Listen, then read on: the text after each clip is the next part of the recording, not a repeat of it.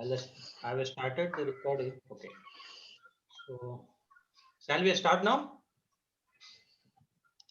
I think so. I think people will keep coming. Okay. So, Bhupendra, you can start. Yeah, good evening, everyone. Good evening, friends. Today we are going to conduct our second webinar on the topic maritime security and coordination in Indian Ocean region. Our today's speaker is Commodore Odakkal Johnson. He is a very known personality.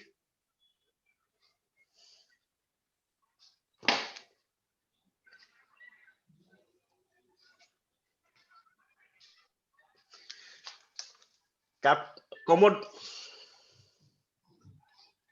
Odakkal Johnson, he is a PhD, Director of Maritime History Society, an alumnus of T.S. Rajendra 82-83 batch, and was commissioned into the Indian Navy on 3rd of August 1987. After attending the qualification of a second mate FG certificate in December 1986. A navigation and aircraft direction specialist, he is an alumnus of Defence Services Staff College, Wellington, and of College of Naval Warfare, Karanja. In addition to key command and staff appointments over a range of naval units, the officer has undertaken significant work in military, wargaming, as also in leadership cum behavioral studies. He is a qualified interviewing officer for the Services Selection Board. His PhD is on effective governance of multilateral operations, implications for contemporary international politics from Department of Civics and Politics, University of Mumbai. Commodore Johnson is also visiting faculty in Mumbai University and at the Naval War College. He has presented a number of papers on international maritime theory and India's maritime heritage.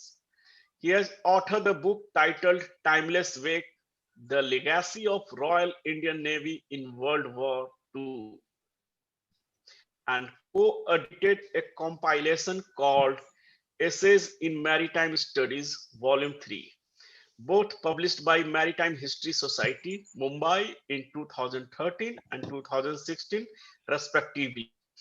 At present, Commodore Johnson is posted at Mumbai as the Director and Head of Research at Maritime History Society. He is also a visiting faculty at University of Mumbai and a speaker on maritime topics. So from now, I hand over to Captain Sanjeev, Chairman of CMMI Patna chapter. Thank you, Bhupendra. Good evening, everyone, and welcome to today's session. I would like to welcome and introduce our today's guest speaker, Commodore Odakkal Johnson, sir. Being a naval officer, he has a very vast expertise in maritime security, especially in Indian Ocean region. So we'd love to hear from you at the end of session.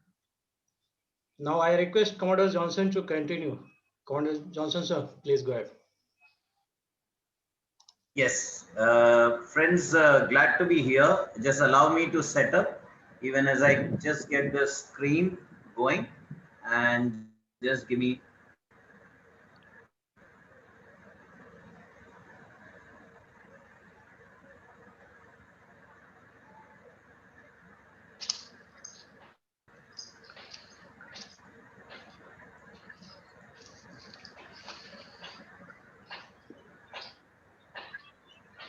Bhupendra, I'll need you to give host right to MHS screen.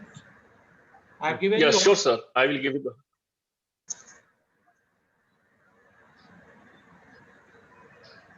the. In the meantime, let me just take 1 minute. It is privileged to have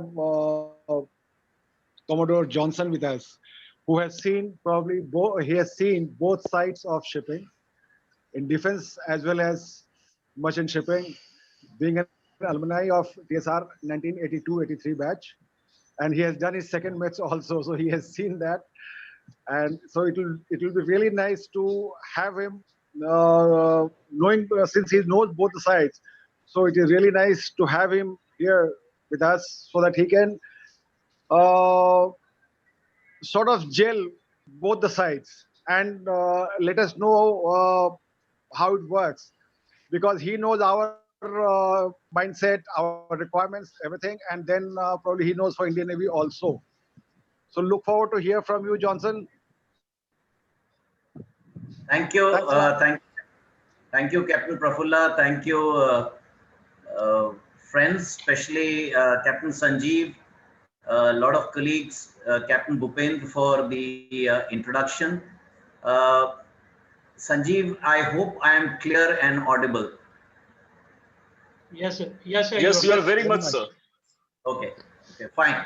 So what I'm going to do is, I find myself in the company of peers, and I will go by a script because it is better by time management. And as I understand, in about 30 minutes, because of the meeting start, Zoom guidelines will stop. We may have to reconnect using the same link. And so I will flow through that.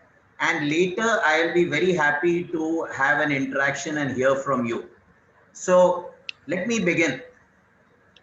On 17th of November 2020, it will be 38 years since I first walked up the gangway of training ship Rajendra, berthed in then Bhaucha. That location is an infrastructural area of commemoration to an 18th century local mariner of Mumbai called Lakshman Hari Chandarji Ajinkya, also affectionately called Bhau. And he was from a Pathare community and assisting maritime loading and unloading because there were not so much of docking facilities at that time. This evening, I am grateful to my Lord and also to my nation to have given me the honor to have evolved into two segments, which is a pride for any Indian mariner. First, the privilege of becoming a maritime professional in a nation that I believe is inherently maritime in its identity. Second, I have the honor to be the citizen of this Sanskritic Rashtra that has allowed me to wear the naval uniform. So I dedicate today's talk to the Spirit of God Most High. I am a devout person, and to the deity of Lord Varuna in the Indian scriptural texts. So join me in a journey of multiple shades like the seas, which is our Karma Kshetra, to a more appreciative and responsive audience as we are leaders and senior professionals of the oceanic realm.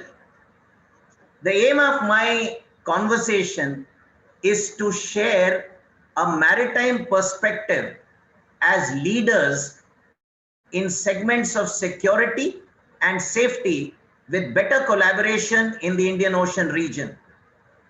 Now, I have a constraint that I have not been a sailing mariner for some years, and nor am I a qualified master mariner, unlike this august audience. So please indulge if I am a little theoretical and the academic nature of my delivery of this very significant content. So in this interaction, I look to learn from your current and practical experience in this subject. So, शुरू करते हैं समय से. So allow me to set the historical construct of security in the Indian Ocean region by quoting Captain P.M. Sarma, a very distinguished instructor, master mariner, extra master mariner, who in 1985 taught us in the Shipping Corporation mid-course that time is not what you set on a watch. It is the simple expression of relative position of planets. So anyone other than a navigator will straight away go and drown me for this rather silly definition of time. But to us mariners, That is accuracy and exactitude that is required of our profession. So let us look at some similar nuggets from the wider expanse through geography and history. So, like a landmass, an ocean has its own physical characteristics that shape its character and provide the setting for its history. Unlike a continent, an ocean's geography does not consist of plains, mountains, rivers that define the people who go across it. But oceans also have currents and winds that determine how humans can sail on the waters, and coastlines that connect them to land masses that possess such resources and settled societies. The Indian Ocean matters today more than ever before. It is a major conduit for international trade. It is important for three reasons as on the slide. First, it's a privileged location at the crossroad of global trade, connecting major engines of international economy in North Atlantic to Asia Pacific. This is important where global shipping has expanded. Secondly, the Indian Ocean is not just a conduit for commerce. Its vast drainage basin is important in its own right, and it's home to more than 2 billion people. This creates opportunities and high rate of economic growth along the Indian Ocean rim, including India, Bangladesh, Southeast Asia, Eastern and Southern Africa, and many others. Thirdly, the Indian Ocean is rich in natural resources.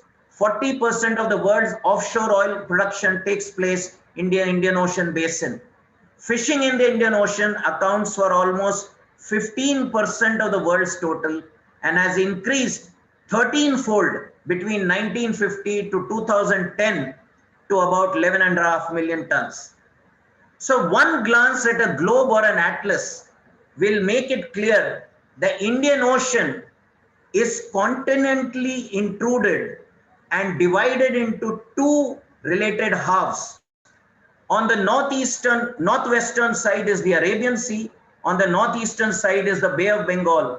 Now, whether you view it from Eastern Africa or Southeast Asia, India is what some scholars call the fulcrum on which Indian Ocean gravitates. That is geography. Coming to history.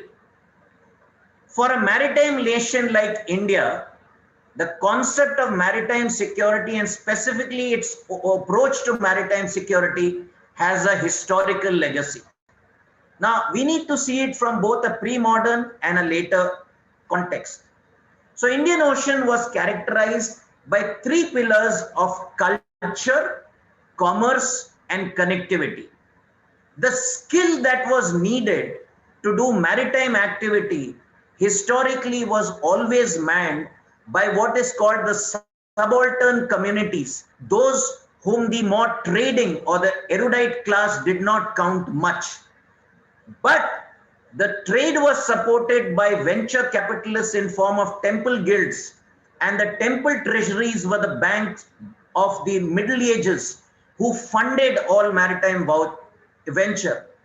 Now, this ecosystem waxed and waned from 3000 BC till about 15th century CE, and Indian community and culture traversed the ocean to Bali, East Asia, East Africa, Mediterranean through Red Sea to Sumeria and others as a set of journeys.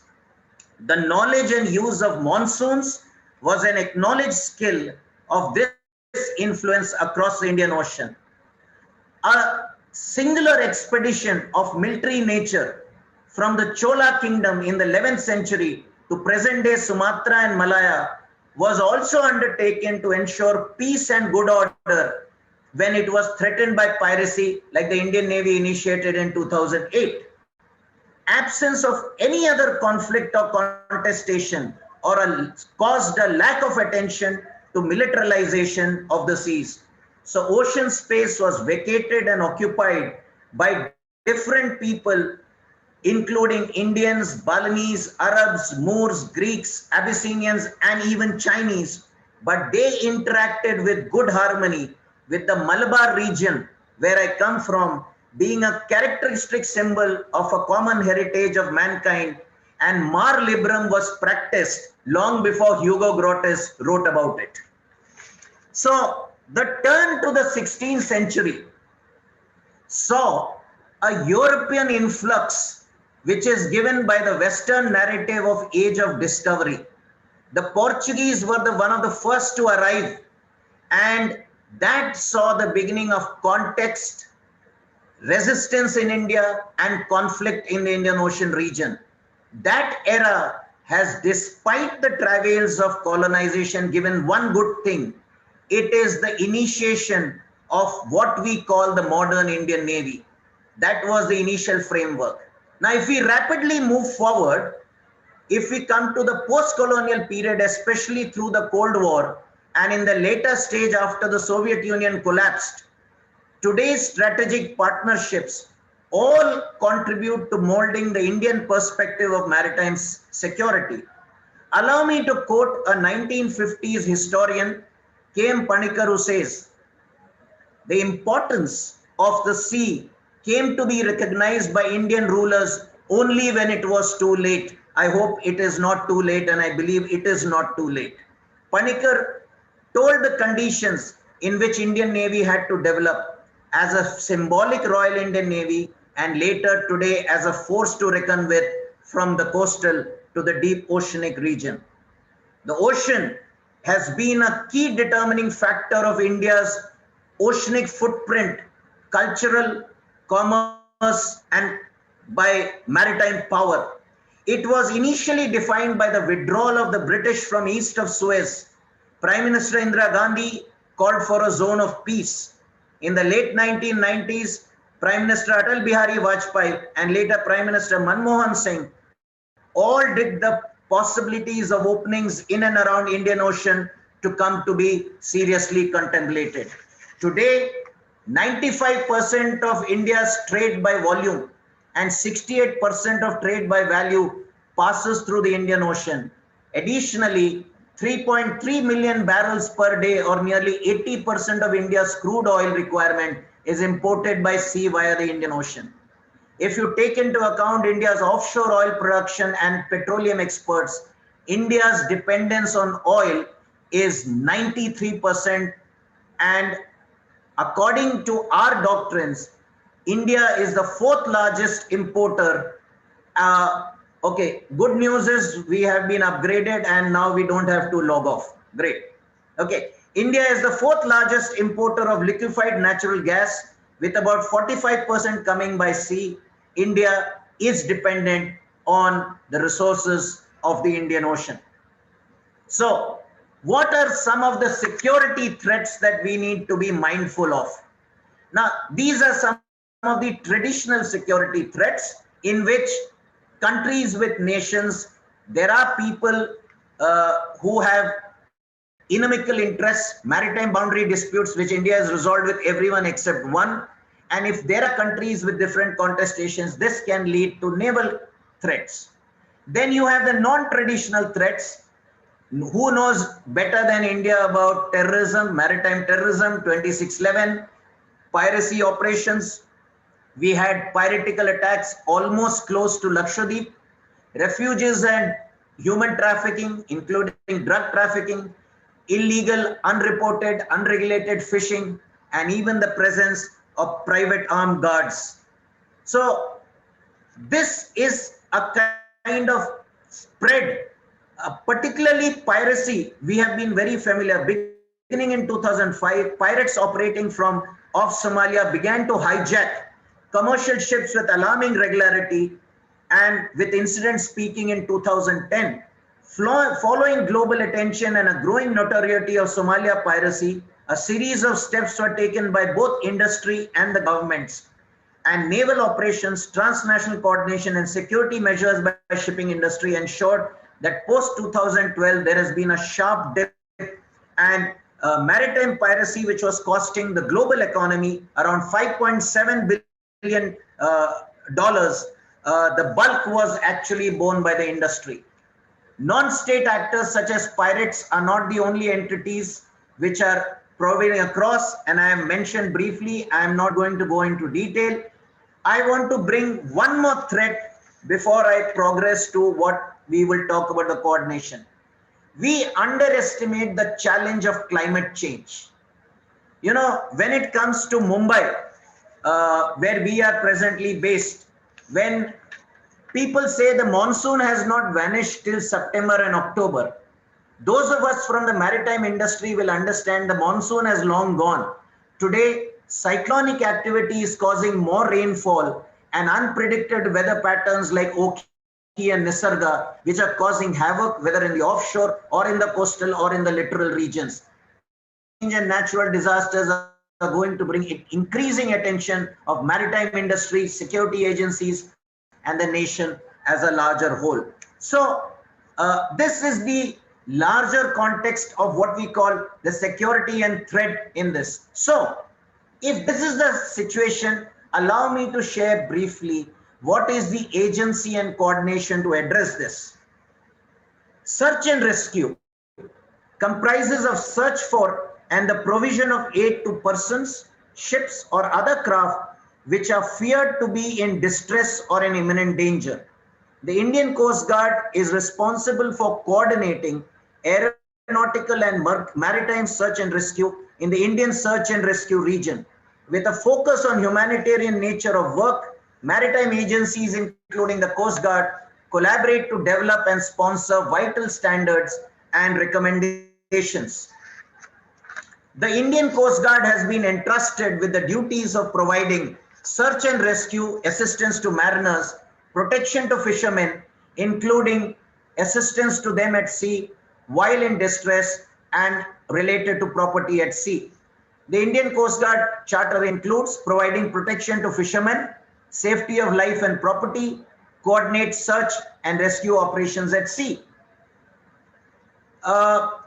The National Maritime Search and Rescue Coordination Authority, or NMS SARCA, when India signed the International Convention on Maritime Search and Rescue in 1979, the Indian government assumed the responsibility to provide SAR in the Indian SRR, with Director General Indian Coast Guard responsible for this coordination and this region. He is the National Maritime SAR Coordinating Authority, or NMSARCA. So, very briefly, I am just going to flash the contact details, but it is not very unusual. If you look at the special notices to mariners, 2020 edition notice number 12 gives this in complete details, but just somebody was asking me in the run-up, you know, these details are available.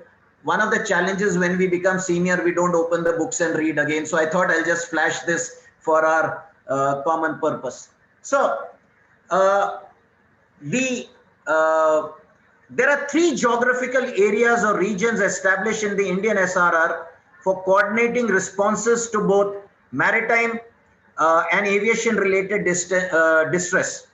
The Search and Rescue Region West covers the SAR operations on the western seaboard. Similarly, SRR East covers the Bay of Bengal, including parts of Pok Bay and Gulf of Mannar. And the SRR Andaman and Nicobar covers the areas adjacent to Andaman and Nicobar Islands.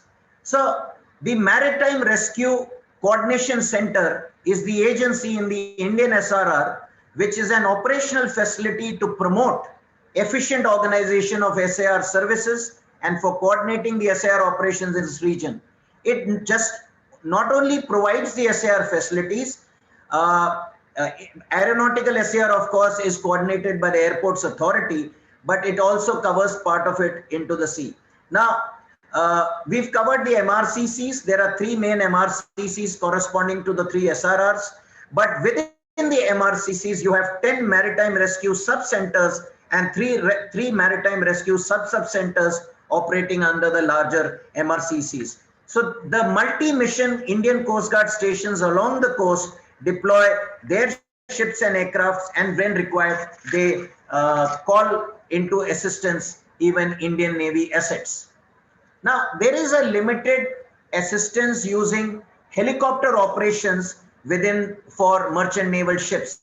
And someone or the other, I hope not, but must have heard or experienced rescue by one of my friends, Captain Rajkumar, Nausena Medal, has been in a number of rescue operations. And I mean, he is retired today. I mean, he'd love to share a lot about it. He has been involved in many of these agencies. So limited facilities for rescue by helicopters are available in the vicinity of ports of Mumbai, Goa, Kochi, Visakhapatnam, and Port Blair.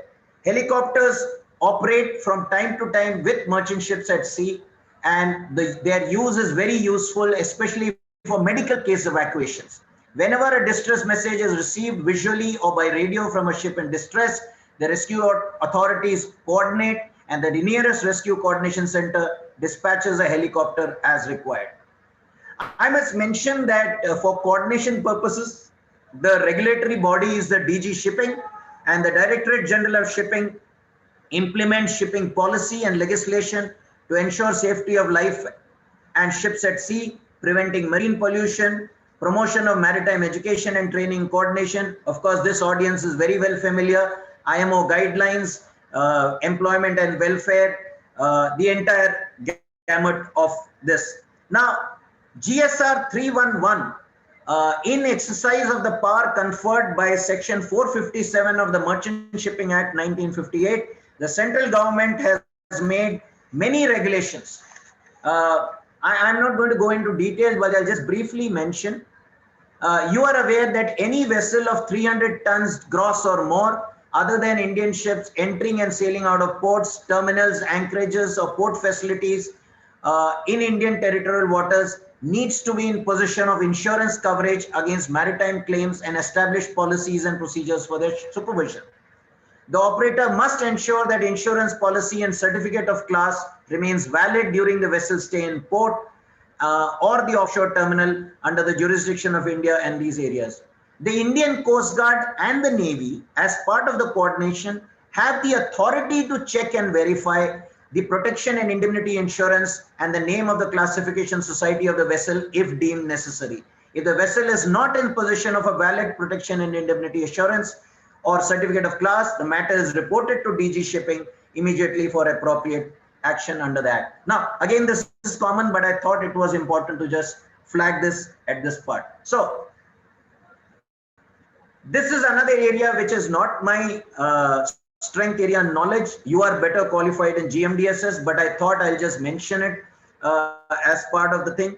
The concept of global maritime distress safety system began with IMO in 1973. It came into force in February 1999 after a 7-year introductory period. It should be 1993 actually. And the GMDSS has been designated as a master plan by the IMO GMDSS handbook, which talks in connections with various RCCs and SRRs. So you are familiar with how the communication operates between ships using satellite and terrestrial radio systems. The satellite subsystem involves Earth stations such as Inmarsat and COSPAS SARSAT service, and the former has got GMDSS and commercial also. This also provides distress alert and location information to the SAR authorities anywhere in the world from marine and also from other users. Additionally, the IMO committee publishes circulars from time to time related to standards, safety of navigation, and SAR. Again, I said this is very familiar to you. Then comes the Maritime Safety Committee. This is the highest technical body of the IMO, which deals with all matters within the scope of IMO, covering both passenger ships and all type of cargo ships, correlated or related with the SOLAS and required codes, including those covering dangerous goods, life-saving, and it has a wide range of issues on its agenda, setting global standards, goal-based standards, autonomous vessels, which are increasing, piracy and armed robbery, cyber security, e-navigation, modernization of GMDSS. Again, this audience is far better qualified. The third element in this triumvirate is the satellite-aided SAR systems. Now, this has been operational in India since 1989 under the COSPAS SARSAT program, and with ISRO as the nodal agency. A steering committee was established involving Airport Authority of India, Indian Coast Guard, DG Shipping, Indian Navy, and to operate and maintain the system. The first ground station, known as Local User Terminal under the Indian Mission Control Center, became operational at ISRO Telemetry Tracking and Command Network in September 1989. Today, it has proved to be very efficient in locating distress alerts from emergency locator transmitters carried by aircraft, EPIRBs, and PLBs, personal locator beacons carried by individuals in an expedition or a journey along the various international frequencies. These alert locations are passed to the 4 National Rescue Coordination Centers in India, which are at Mumbai, Delhi, Kolkata, and Chennai, and the 7 neighboring countries of Nepal, Bhutan, Bangladesh, Sri Lanka, Maldives, Seychelles, and Tanzania, using the AFTN network for civil aviation. In terms of coordinating, okay, these are some visuals from the special notice to mariners. In India, I'm just flashing these slides because these are already available in the reference books. Notice to Mariners 2020 is available for download. So, coordinating agencies in India. This is another area I would like to draw your attention and maybe put a little bit of emphasis. The Indian Ship Position and Information Reporting Systems. When I joined and I was doing my cadets time, we only knew AMVER and some other things were there. Today, this is a fully operational to exercise effective open ocean vessel management for security of vessels navigating along the Indian coast.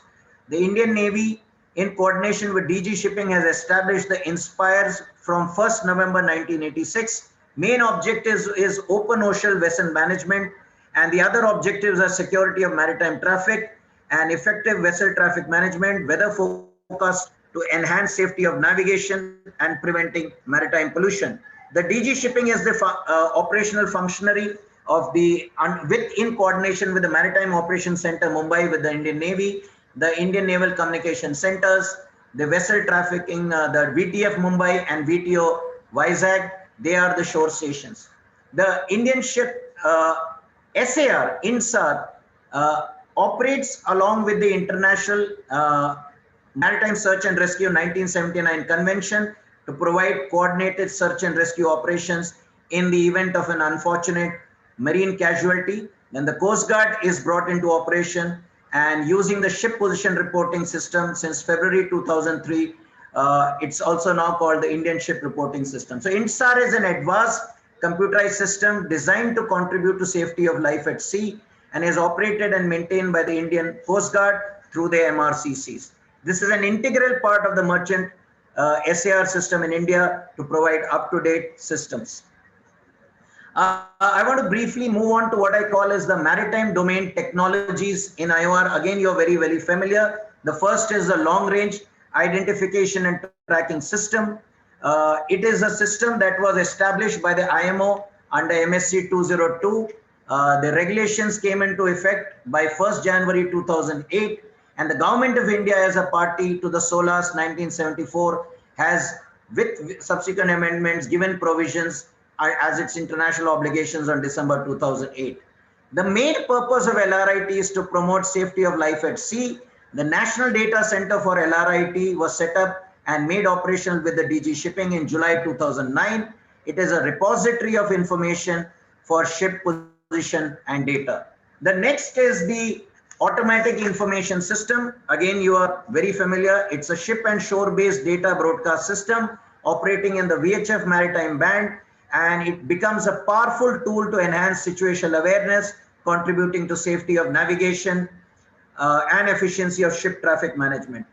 Other information broadcast by IAS, if available, is electronically obtained from shipborne equipment through standard maritime marine data connections. You are again of the ship data. An organization involved in this are for ports, for compliance with ISPS, Director General of Lighthouses and Light Vessels, the DGNSS corrections applied, DG Shipping, Coast Guard, Indian Navy, Indian Port Authority, and maritime boats. Then I come to what maybe some of you may be a little less familiar. but which is now our pride in the Navy. We call it the Information Fusion Center in the Indian Ocean region, the IFC-IOR. This aims to collaborate with national and regional agencies and like-minded centers to generate a comprehensive maritime domain awareness. The enriched awareness and robust regional linkages will bolster the region's maritime safety and security and go a long way in building confidence and capacity with collaborating partners. The IFC-IOR, once fully operational, will cater to the information needs of the strategically most important, most busy sea lanes of communication in the Indo-Pacific waters. The monthly Maritime Security Update, MMSU, provides information on threats to merchant vessels, shipping industry, and other maritime stakeholders. In early 2017, at the inaugural summit of the Indian Ocean Rim Association, IORA, in Indonesia, India made two key announcements regarding cooperation with member countries to enhance international maritime domain awareness. First, India would host the IFC-IOR. It is functional.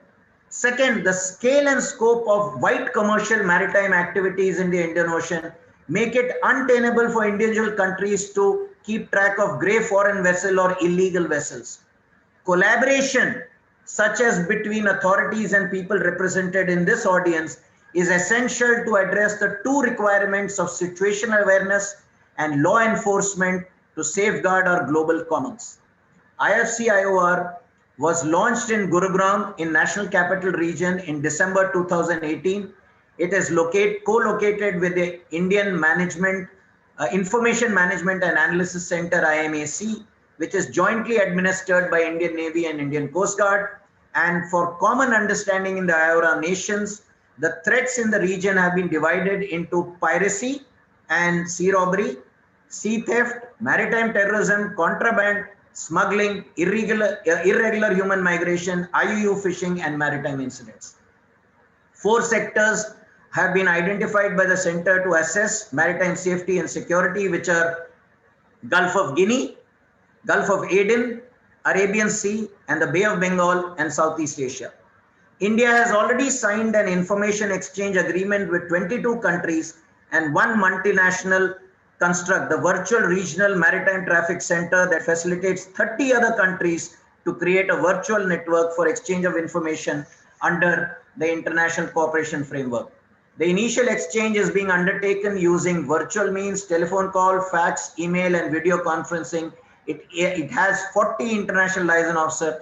You would have noticed on 27th, the BECA arrangement was signed with the US.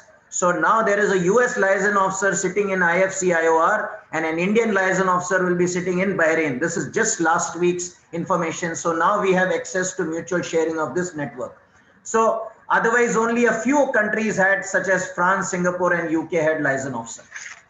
Allow me to give you one example of what the IFC-IOR has done.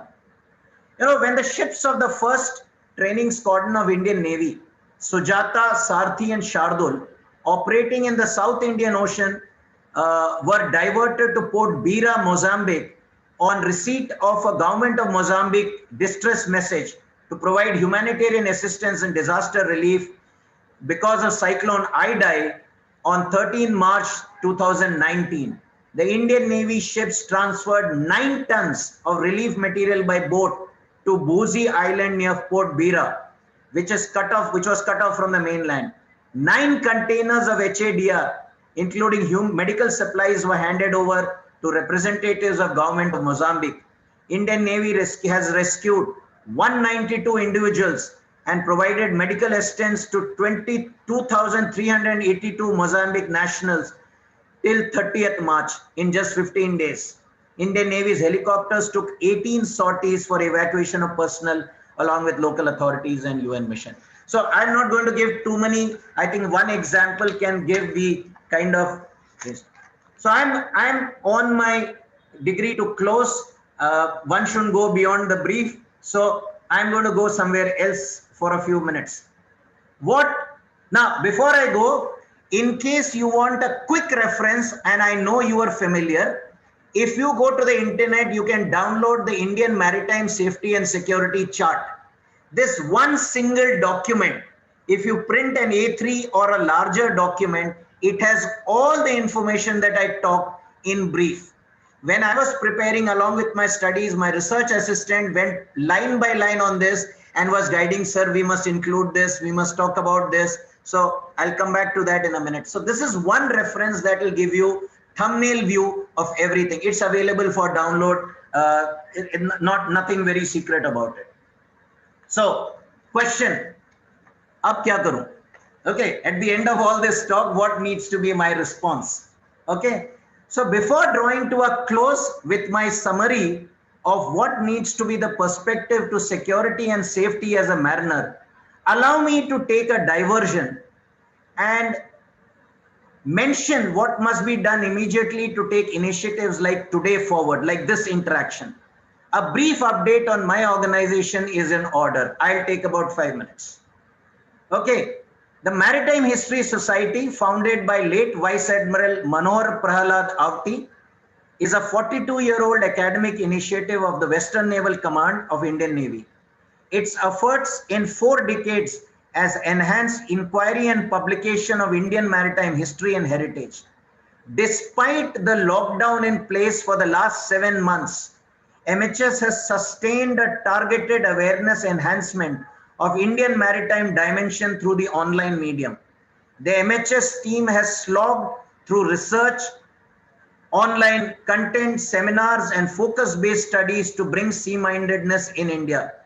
In the last 5 years, I have been fortunate to mentor 4 to 5 young scholars who are not practicing mariners. The 4 people's photo you see, one is an architect, one is an archaeologist, one is ancient Indian culture, and one is MA history. But today they can speak confidently on maritime matters in just 15 months of attention and thanks to certain patrons. They examine an academic and culture-based, heritage-based inquiry through dedicated research. This is a huge task, and I am glad they are capable of a credible composition of selected disciplines in the maritime dimension.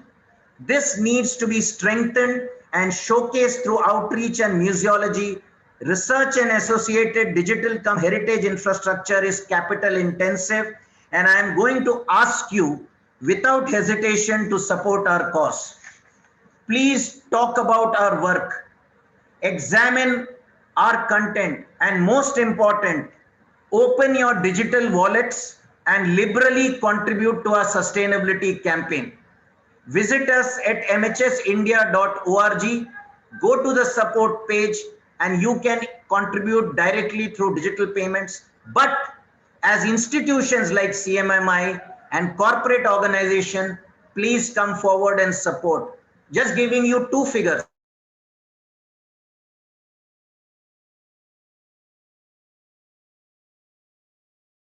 Any of our research projects costs around 20 to 25 lakhs each year. The Navy has supported for some time, but it is difficult to sustain. Please see how you can sustain maritime consciousness in this country and beyond. You know, like all reality programs, when the star comes, they always give an appeal. This was my appeal, and I am not shy about it. But coming back to our topic, this is my appeal as a mariner to you. As a body of senior and professional master mariners, I have 3 appeals to you. First, please be better aware of the setup of India's significant organization for security and SAR across the relevant regions. Your knowledge and you sharing this knowledge will ensure shorter timelines of response in case of an unfortunate incident involving life or vessel in distress. Like they say in firefighting training, my prayer is that you know, but I hope you don't use it. Okay, but this scenario is something that we should be aware of. Secondly, please be a part of the sharing information to and through the multiple coordinating agencies in India to bring better maritime domain awareness across Indian Ocean region. The IFC IOR initiative positions the best digital tools to coordinate a collaborative approach and ensure safety. The aim of my conversation is to share this, the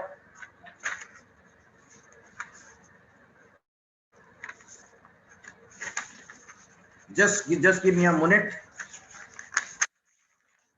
Thirdly, please be the eyes, ears, and this little portion between the ears of Indian maritime awareness, knowledge, and enhancement. Please collaborate with one another and with other agencies in times of peace and serenity.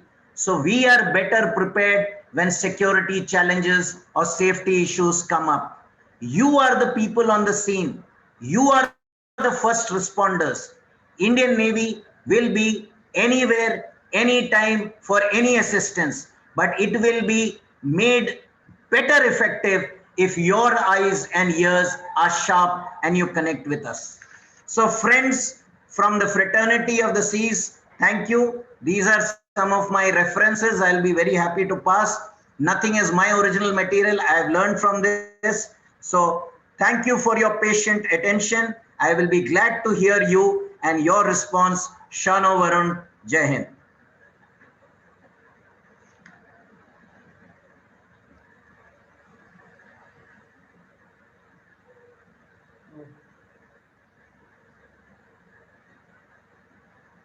Thank you, sir. I think I'll stop sharing. Yeah, you can. Yeah, over to you. Thank you, sir, for your excellent presentation. So any query? Any query from the attendees? Yeah, more than queries, actually, as senior mariners, I want to hear your comments. What I know, what I have read, I'll be willing to share. But you are the people on the scene. You are the ones who are really dealing with all the agencies. I am sitting comfortably in my academic space. So, I may be out of touch with some of these things. So I would love to hear from you, sir. Sure, sir.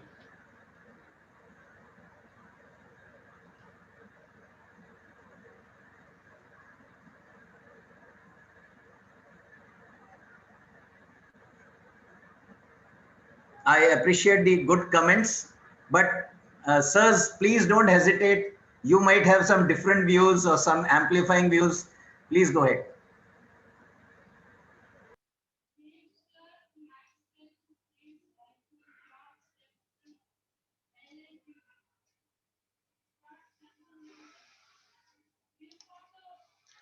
Sir, I have one query about this Mauritius oil spill incident. I believe the Indian Navy is protecting that area.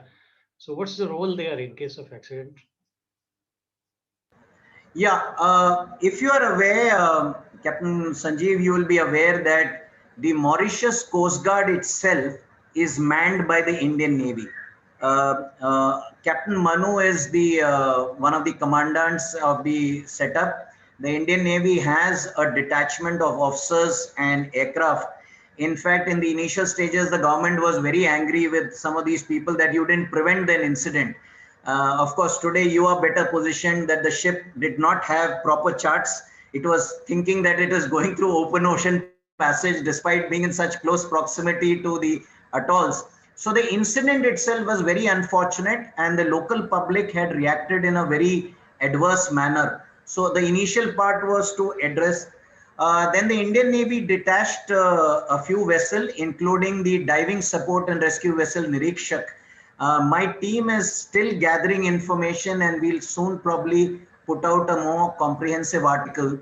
So the Indian Navy dispatched a series of ships, specialized agencies, provided boats to operate in close coordination with the Mauritius Police. There, the Mauritius Police is the agency which is a coordination, and I have trained a few of their people when I was on my offshore patrol vessels. So it is infrastructure support, and also they have provided assistance. It's a very long haul. You are aware that when an oil incident takes place in a near coast, especially in those beautiful waters, it's not just the immediate is of course to contain, which has going on, but the effects like the Alaskan incident and others will take a long time to probably take over, and then it goes. But the Indian Navy was quick to dispatch a set of specialists, and others had flown down, and with a multi-agency coordination, I believe a lot has been addressed, but the Mauritius government was very, very upset, and they felt, you should have been more alert. I mean, then of course it's a matter of education. So that officer was to join a course and he couldn't travel because both of COVID and this. So I was in touch with him. So that's all I know. Rest is of course more from open domain. But we sailed the ships. That is what we can really do well. If there is a vessel in vicinity, we divert them immediately. And for your information, every naval ship after the tsunami relief operations in 2004 always carries a brick of disaster relief material. So wherever we are mission deployed, if there is an incident, first response, you can straight away move the ship. There was a offshore patrol vessel in Gulf of Aden, and when the Yemen incident happened, literally in 2.5 days, under the threat of this Aden versus Yemen problem, they were there to rescue ships. So Mauritius, fortunately, unfortunately, no one was nearby, so Nirikshak had to sail, and Nirikshak is like a ocean going deep support vessel. So that is what we had done. All right, sir. Thank you, sir.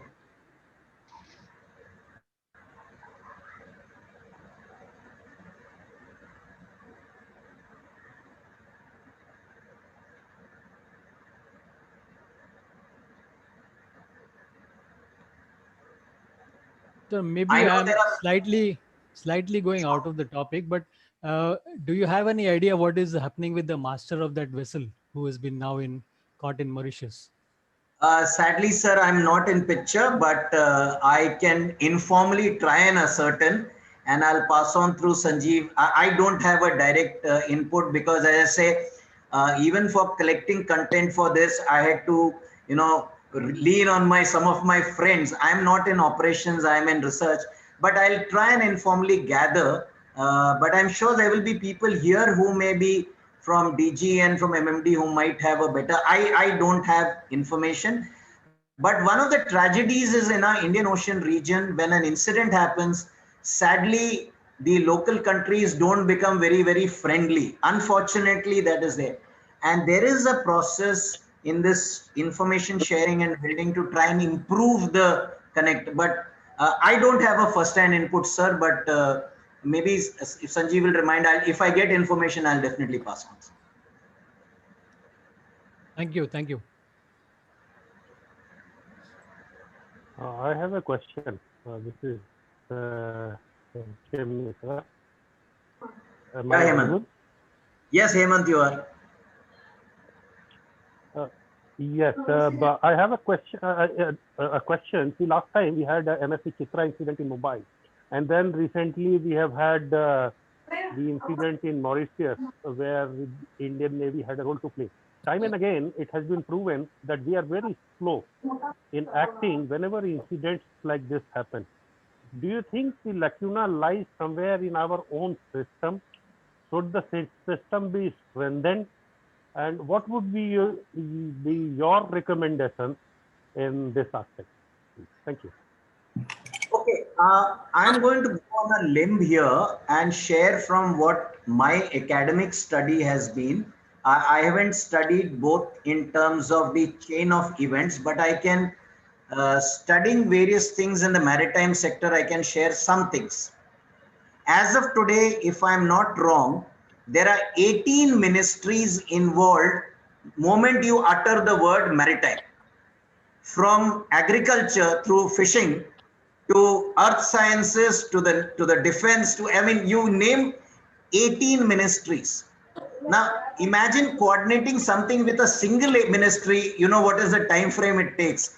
The moment you have multi-agencies, and somehow traditionally we have not been very strong in our interagency coordination. One of the good things that has happened in recent years, especially after the security scenario of 2611, there was a whip crack, like, look, get your act in order. Why should it, as Hemant is saying, why should it take so much time from the incident to the response? Now, we sometimes in newspapers will claim we were very quick in response. As mariners, there is no response that is quick enough. It can only be quicker. So I think even the present, like I gave you an alphabet soup of agencies from INSAR to INMAR to IFCIOR, after some time we'll run out of alphabets. But the point is, if we can strengthen the system and some places set aside our territorial, jurisdiction issues, I have a feeling it will better. And Captain Mishra, you have been very close. I mean, you have been more close to the scene of action. But you need one or two mad people who can cut through the red tape and an incident has happened and then activate the agencies. So I think it is definitely, I would call it better than maybe 30 years ago or 40 years ago. But when it comes to pollution, safety or security, no response can be quick enough. And I think continuous dialogue, like just this dialogue, maybe I understand better because, I started chipping and puking at the age of 17 at sea. And then by the time I came to the Navy, I already knew half the nautical things. Maybe my appreciation was a little better when I was coordinating things. But it may not be for everyone. We were very protective of our territory. Sometimes, thoda dil kholna padta hai. We have to go a little beyond our brief. Then national maritime power will probably be better. I mean, again, I'm just giving an academic answer. Maybe some other people here will have maybe a better response to this, including Captain Mishra, Captain Ranjan, and others can also chip in.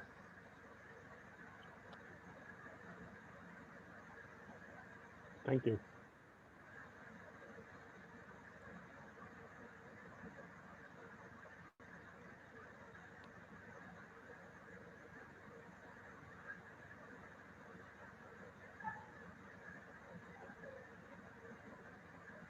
Any more question? Can I just add one aside? Maybe I'm again, in the sense, in addition to professional mariners continuing to sail the seas and interact, I think some of us need to be involved in pure academics. Some of us need to connect with college students and other people. Some of us need to even go across to heritage, tourism, because, unless you get a person who has sailed, you remember when we were young, गांव से, whether we came from Allahabad or Patna or Agra, जब हम घर जाते थे देश से, रात को आप क्या करते हो जब लाइट बंद हो जाती है? That is the question which the average Indian has. What do you do at sea? And they can't figure it out. And some of those people, when they become, through the civil service, they become secretary and they are posted, in some of these key people, it may take longer to convince them.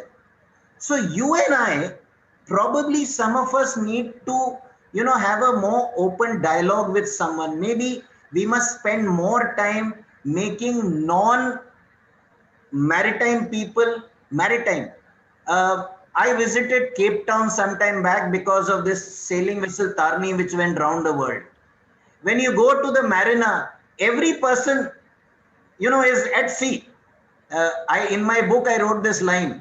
In many countries, when someone goes Samudra Kinare, they go to sail, surf and swim.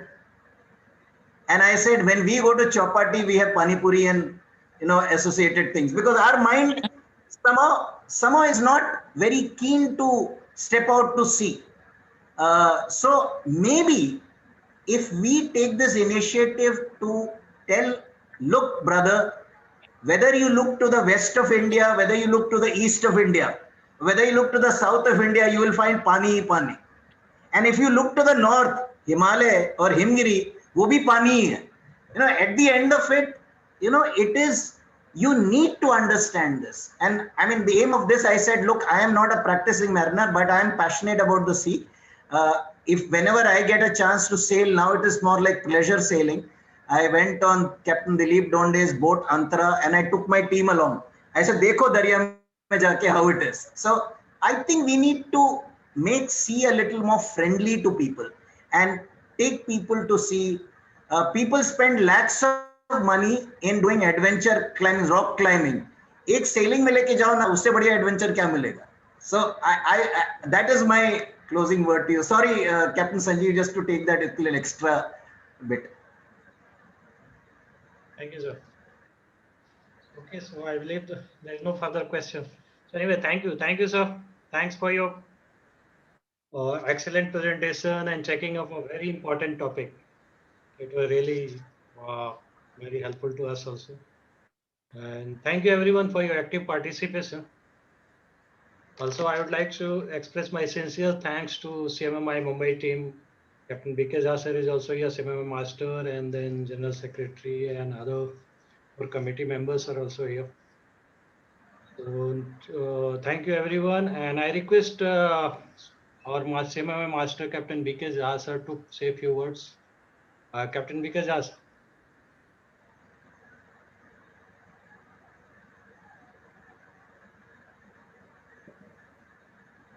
Good evening, everybody. Can you hear my voice? Yes, sir, you are audible. So nice. Thank you very much. I never expected I will be called to speak something. Since morning, we are having a meeting only. 9:30, we started the master class on the leadership management. Thereafter, we had extra master classes going. Thereafter, we had our own meeting for the court. And now suddenly we realized that the CMI Patna is doing it. So let's go there. So we are here. Thank you very much. It's wonderful to be. And I can see Captain Devbrat is there, Hemant is there. Oh, Gyanendra is also there. So Bombay team is already there. I can see. Gyanendra is there. Full is there. Oh, Captain Bahl is there. Sir, Captain Kapil Dev Bahl is also here. Yeah, Bahl is there. Bahl is also there. Oh, yes. I've been attending Commodore Johnson's lecture, so delighted. Right, sir. It's wonderful. Captain Nalin Pandey is also here, sir. I can't see the name. I see Captain Nalin Pandey. He's not showing his face. Yes, Captain Nalin Pandey is there. He's been It's writing good. on the chat. The way Patna chapter is doing, it's really excellent. It's fantastic job. I'm really very happy. In fact, when it started Patna, it was doing it all right, but in between something went wrong, and Sanjeev has brought it in the life again. It was fantastic. Sanjeev, may I request you please write one article today, whatever was there, and take away for the Command magazine. We can publish it. Sure, sir. I'll prepare a brief this thing, and I'll share it to you. I'll share it. Sure. So nice. Thank you very much. Put in a couple of pictures also. Sure, sir. We'll do that. Thank you, sir. Captain Basil, would you like to say some few words? Also, Captain Bahl is there. No, I already said that. Thank you very much. I attended their last webinar also by Captain Hemant. It was very nice on a very pertinent subject. And today again, Captain Sanjeev Kumar is coming out with excellent subjects. So we should take note of this. Connection to the Patna chapter, doing very well. And today, though we joined late because we were already in another meeting, myself, Captain Jha, Captain Pradhan, and Captain Sasi Kumar, but we missed a lot of part. But the very pertinent topic, this thing. Thank you, sir. Thank you, sir. Actually, this topic was basically untouched, and normally we don't discuss this topic. So the credit goes to Commodore Johnson. So he took up this topic. So we are very thankful to him. And now I'll hand over to Secretary, Captain Bhupendra. 1 minute. I have one question. With Mr. Johnson. Sure. Sure, sir. Go ahead. I heard only the last part of your speech where you said that Government of India keeps the Navy and the Coast Guard around the Mauritius. What are the actions Government of India is taking to save the master mariner over there? Not only master, there are 21 people, the Filipino includes. So is there any way which we can influence, or our ministry can influence, or something like that, so that it comes out from the prison at least? This question came up earlier also, and I don't have the direct information. I told Captain Sanjay, when the question was asked, I try and from my sources get what is the position. But there are a few similar examples from other places that I find. You need a multi-directional approach. That means first people who are on the field to get exact information. From the government sector, the MEA sources have to put pressure, diplomacy. Ultimately, it's another sovereign country. There is a limit. You can't go and operate force when that is there. So it's multiple direction. You have to address the law matters. You have to address the insurance issues. You will have to address the nation to nation cooperation. And I think you cannot approach it only from one. So I will from my level inquire what is happening at their level. Thankfully, we know some people in the media segment also who are connected with MEA, but I believe MEA will be in the picture. The Ministry of Shipping, of course, will be involved from the HR point of view. The law and justice will be there because there are legal issues. Then the flag state and those. The one of the challenges to any maritime incident is, like someone was saying when recently COVID started, one of the agencies said, you can enter the ship, but you can't pass through the airport. That kind of confusion will happen. Even in incidents like this, sometimes one agency is okay, but the other agency is not in sync. And that, unfortunately, is one of our areas. So I will inquire, and I think, but I'll give you some tips from informally from another. Please do a social media campaign. Involve the families. Please, someone should knock the doors of MEA. Some people should not stop getting it. You have to put multi-directional pressure. It cannot be one. Put the NRI people who are involved in there. I think only when there is a larger movement will that nation realize that, look, while the law has to be respected, I think if there is a provision we can make. So I believe strategically, I'm saying you can't just rest on one. In the case of the crew that was stuck in a Nigerian piracy incident, the DA told me his sister did not stop social media campaign for 3 months. Why should it be one person and one family? I think we can do multiple segments, and that probably may finally tip the scale. Otherwise, any government agency, the concerned person may not be, he is not affected, he may not be involved. But if we bring pressure from multiple directions, I have a feeling. But I will inquire. If anything I get, I will definitely share, and we can definitely. So that is all that I believe I can share at this time. Thank you. Thank you very much. In fact, we wrote later to all the concerned ministry, international bodies, IMO, everywhere, even the IFSMA, we wrote the letter.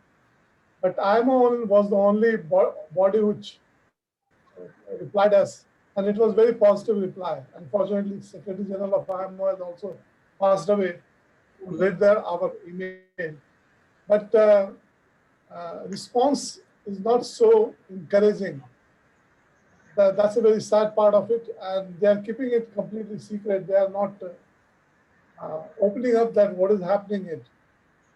And sometimes you read in the paper the oil pollution was there. Sometimes they say the ship has broken. Sometimes, of course, G Captain, you can see all this. Yeah. But what is the media writing it? You can't believe it. So I will, if I get some information informally, I can pass on. But what I believe is today, one of the greatest tools is social media. We actually don't realize how. So we can pass on to different people to bring a wave of, not just a simple letter writing. The public must, you have to bring public stories of individuals. One of the best ways to do this. Thank you. Thank you very much. Thanks. Thank you, Sanjeev, for such a good forum, bringing all together. And I saw the Ganand is saying that please switch on your video so that we can see each other, because most of the people are keeping the video off. And take a screenshot. May I request everyone to switch on the video, please? See, talking about this incident, as CMMI, we would certainly like to give at least some moral support to the master who's been arrested over there. I don't know if we can influence the ministry, that is a bit too high, but at least some moral support we should be able to give, which we should strive to give as a august body from India. In fact, one of the lawyers says, make the water very muddy so that the people are confused. They don't know what action they should take. But I personally don't believe so, because the lawyer or the country or the court, they have a clear vision. They know everything. Even if you made it muddy, it's not going to make any difference. But what you say that social media, yes. But unfortunately, if SAMA, which is the international body of shipmasters, they have said that a lot of accidents are taking place and last about a month or 2 months. A lot of incidents such as pollution, collision with the berth, collision. So something is wrong. What is wrong? We need to analyze and need to educate our fellow mariners. If I may just mention, sir, I was reading through that case recently to make a presentation in a webinar. There was a company seminar and I was one of the presenters. So I was reading through that case to be able to highlight the issue. Although, sir, I would first like to apologize that I missed a major portion of yours, Commodore Johnson, sir. We have met many times, but today I missed your session and I joined in late. But this Wakashi incident, imagine the vessel altered course 4 days back. The last alteration of course was 4 days back. 4 days they were on the same course. And even the flag state, if you see, to start with, the flag state says bad weather. The whole world today knows what's the weather condition at every pinpoint position we want. And even the flag state can make such shallow and irresponsible statements. Then they make statements of Wi-Fi and birthday on board. Birthdays are supposed to be celebrated on board. Big deal. Why birthday should be made an issue? And Wi-Fi, even if the vessel goes close, it is only if you have Indian SIM card, you come to Indian coast, you will get signal. Nobody on board would be having Mauritian SIM card that they need to go close to the coast to get Mauritian signal. All useless statements were being made. And imagine poor chap over there. There must be some error. I can agree. But then that has to be found out. And nobody in the world as of now has come out with a true reason. And poor shippies, because nobody can understand. Now, we, as a master, he should have taken a decision in a split second. While others, even the Mauritian government, the accident took place on 26th of January or 25th of June. And the vessel started leaking sometime around 5th of August. Sorry, July, and then August. And then it broke around 15th of August. What were they doing for 10 days? Why didn't they take sufficient action so that before it starts leaking, they should recover the oil? They can't take decision in 10 days. They want the master and the crew to take decision in split seconds. So shippies are like, we do need to support captain in whichever way we can. That's sorry for late input. That's what we call you our master, jack of all trades, but master of none. Anyway, it's too early to say anything because we have no idea what exactly went wrong. But a few things are coming out. Those are only gossip. They are not truth. So don't believe on them till you get the truth. I'm sure it will come out and our best wishes are there. We are trying maybe the next week or next month, we are trying to have a dialogue with the IFSMA and we are going to force some of our views. So please do log in. November month, we will announce the date. In fact, here Captain Basing is there, Captain Costa is there. They are the main organizer. So we'll have a discussion and then maybe something comes out to help the master and the family. Thank you. Thank you very much, Sanjeev and Garan. Thank you very much, Mr. John. Thank you. Lovely, lovely to see everyone. Nice to see the videos on. Okay, Captain Bhupendra, you may go ahead, please. Yeah. Good evening once again to all. I deem it a great honor and privilege to propose the vote of thanks on this occasion of this successful completion of this webinar titled Maritime Security and Coordination in Indian Ocean Region. First and foremost, I thank our honorable speaker, Commodore Odakal Johnson, who was, despite his busy schedule, has found time to grace this occasion. I also express my heartfelt thanks to all participants for their valuable contribution. It was very interactive session on a very interesting topic. We are grateful to our chairman also, Captain Sanjeev, for his words of encouragement, his able guidance. He always encouraged us. I thank all the distinguished invitees present here, accepting our invitations, especially the CMMI Mumbai team and all good hearts who worked and make this webinar a grand success. Once again, I thank you all for your attention. Thank you. Thank you so much. Thanks a lot. Thank you. Thank Thank you, you. sir. Thanks for being here. Thank you all. Good night. Thank you. Bye-bye. Thank you. Bye. Thank you. Good Thank you, night. everyone. Wonderful to be with you all. Thank you, sir. Thanks for your time, sir. Thanks. Good night, everyone. Good night.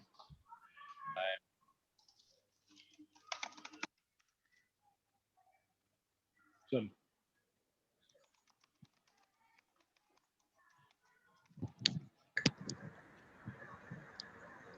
When the official part is over, can I request Vineet, Niren, switch on your video?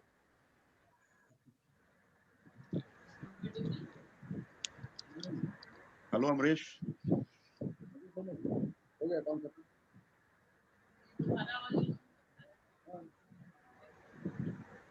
I'm wondering, Nalin Pandey is also keeping very quiet and silent.